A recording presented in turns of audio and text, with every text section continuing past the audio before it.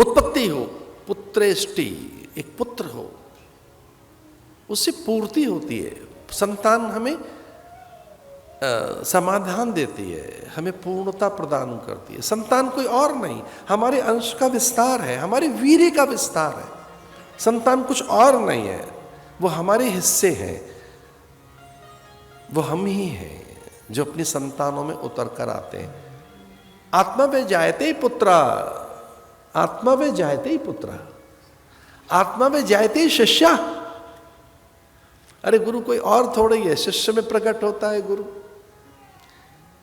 जैसे हमारे पिता हम में हैं और पिता के पिता के पिता हम में हैं। ओम पुनंतु पितरः, ओम पुनंतु पितामह, ओम पुनंतु परपितामह, पवित्रेण शतायुषः, ओम पुनंतु। हमारे पिता के पिता के पिता हम में हैं। वैसी आकृति प्रकृति गुण स्वभाव हम अपनी पितृ सत्ता मातृ सत्ता से हैं। वैसे एक मैं निवेदन कर रहा था, सृष्टि दो प्रकार की है, एक है बिंदु सृष्टि, दूसरी नाद सृष्टि।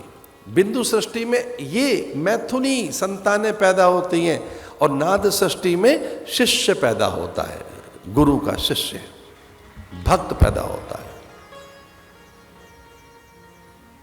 एक थोड़ी लिबर्टी ले रहा हूं एक बात कहने की। जैसे पिता की संपत्ति पर पुत्र का स्वाभाविक या संतानों का स्वाभाविक अधिकार है, वैसे ही गुरु के ज्ञान पर शिष्य का भी स्वाभाविक अधिकार है।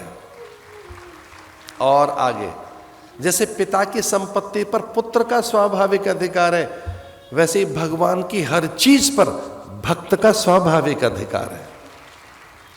भक्त का स्वाभाविक अधिकार है। भक्ति से, श्रद्धा से अधिकार मिल जाते हैं, आप अधिकारी बन जाते हैं। आपको प्रूव करना होता है कि आप ठीक रहे। कुछ चीजें प्रूव करने के लिए, क्या प्रूव करना है? कभी आपको अपनी योग्यता, पात्रता, युक्ति, मंत्र, साधन, अपनी क्षमता, प्रतिभा, अपने सद्गुण कभी प्रूव करने होते हैं।